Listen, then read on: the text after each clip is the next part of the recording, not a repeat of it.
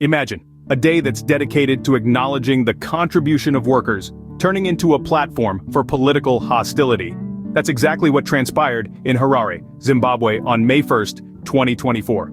A day that was meant to celebrate laborers, and their relentless efforts was marred with political tension. The Zimbabwe Congress of Trade Unions, known as ZCTU, had their May Day celebrations in full swing at the Kuwonekera Stadium. Amidst the festivities, a cloud of controversy was about to cast a shadow.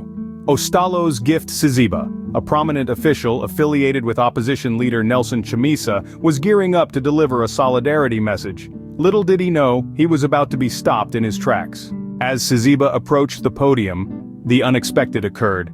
He was prevented from delivering his message of solidarity. This sudden turn of events left a trail of confusion and disappointment. A source present at the event shed light on Sabc's intentions. He had planned to assess the mood of the gathering before inviting Chamisa to address the assembly. However, this plan was abruptly thwarted. This incident didn't just rob Sabc of his chance to speak, it also denied the workers the opportunity to hear from the opposition leader.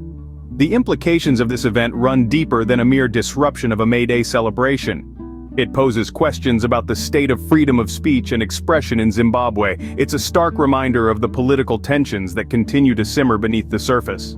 In retrospect, the events of May 1st, 2024 at the Kuwonekera Stadium in Harare bring forth a narrative of political interference in what was supposed to be a celebration of the workforce.